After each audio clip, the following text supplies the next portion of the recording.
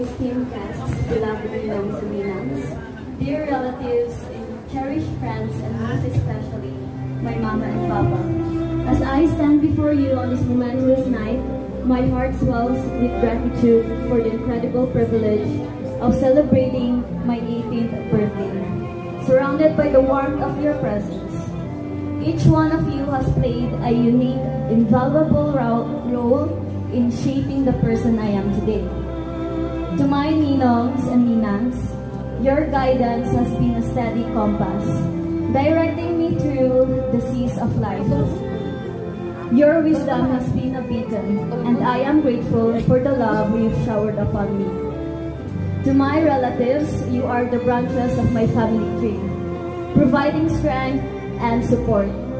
Your presence fills my life with the richness of shared history and shared love.